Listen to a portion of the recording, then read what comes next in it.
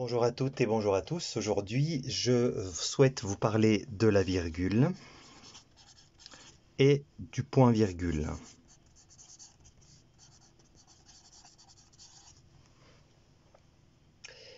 Alors, commençons par la virgule qui, je vous le rappelle, marque une pause brève et dont l'emploi peut parfois être subtil. Nous allons donc voir différents cas d'utilisation de cette virgule.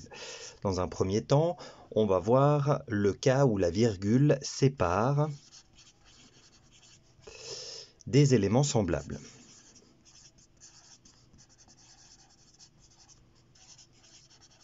Exemple, des verbes, des adjectifs ou des termes d'une énumération. Pour illustrer ce premier cas, je choisis une phrase de Corneille, va, virgule, court, virgule, vole, virgule, et nous venge. Ah non, pardon, ici il n'y a pas et nous venge. Donc ici, vous voyez que ce sont des verbes qui ont été séparés par deux virgules. Deuxième cas de figure, la virgule remplace un mot.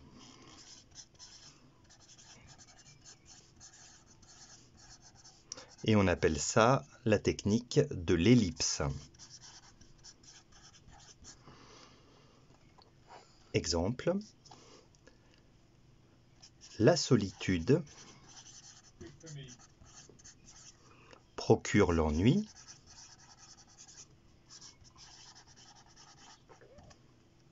virgule, le manque, la tristesse.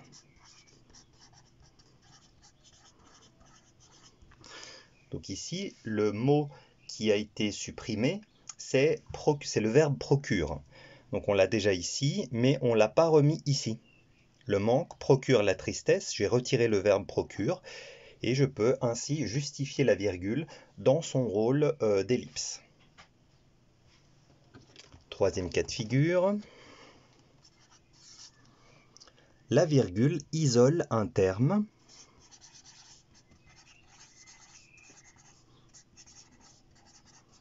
que l'on veut mettre en valeur.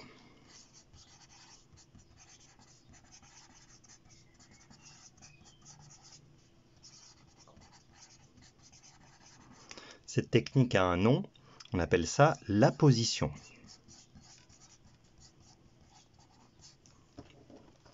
Prenons un exemple.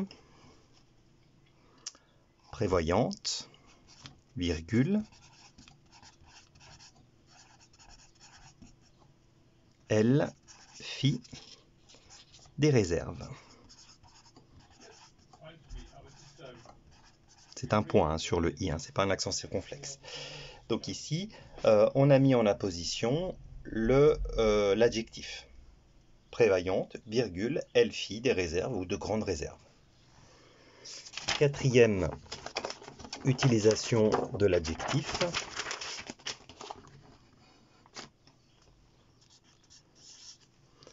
L'adjectif de la virgule, pardonnez-moi, la virgule isole les compléments circonstanciels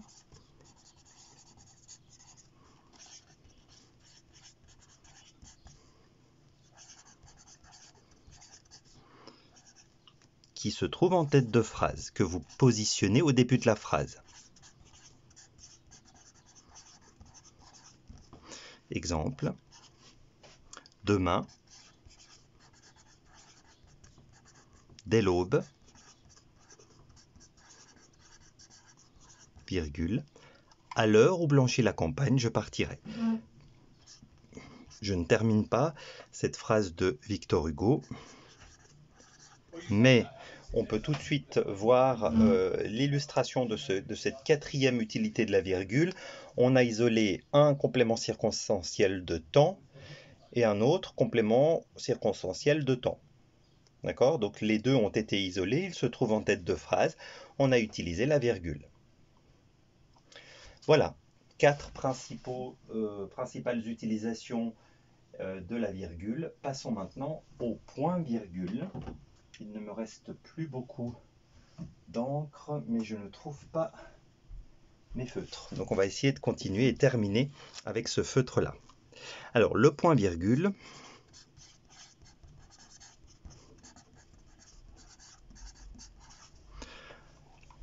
sépare dans une phrase des propositions qui sont liées par le sens, mais qui ont une certaine longueur. D'accord? Donc ça c'est une des principales utilisations du point-virgule. On l'utilise justement pour séparer des propositions.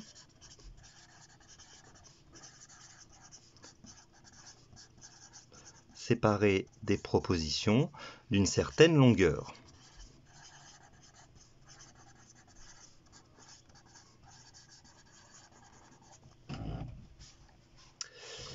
Exemple, la planète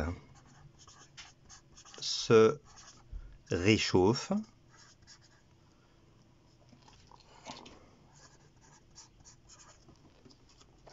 point virgule, donc là j'ai pas de place mais on va le mettre ici, point virgule, les glaciers reculent, les glaciers reculent d'année en année par exemple. Donc ici, le point-virgule va nous séparer deux propositions liées par le sens. Ici, c'est plutôt la conséquence. On aurait pu mettre à la place du point-virgule en effet. C'est pourquoi. Deuxième utilisation du point-virgule. Le point-virgule est utilisé lorsque la deuxième proposition commence par un adverbe. La deuxième proposition commence par un adverbe.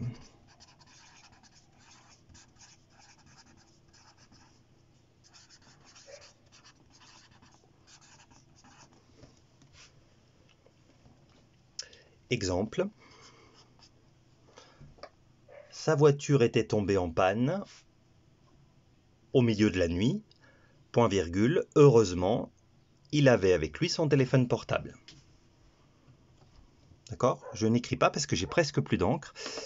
Donc voilà, je répète, sa voiture était tombée en panne au beau milieu de la nuit, point virgule, heureusement, ça c'est l'adverbe, il avait avec lui son téléphone portable. La virgule s'utilise également, et ça c'est la troisième utilisation de la virgule. Alors, je vais essayer de prendre un autre stylo. Voilà. Donc, troisième utilisation du point-virgule. Excusez-moi, je crois avoir dit virgule. On utilise pour mettre en parallèle.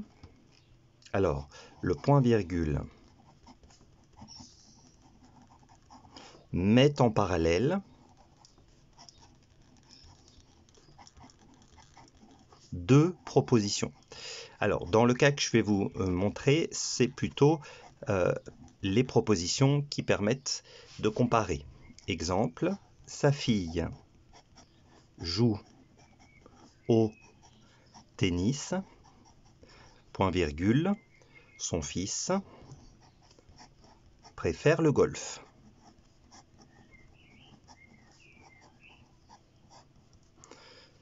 Voilà, là on pourrait dire alors que son fils préfère le golf. Ici on a utilisé le point virgule à la place de la locution conjonctive. Et enfin, terminons avec la quatrième utilisation du point virgule. Le point virgule s'utilise pour séparer les termes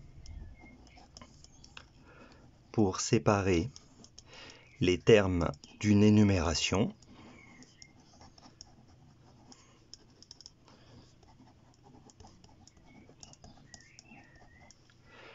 qui est introduite par deux points. Introduite par deux points. Exemple, les constats sont les suivants.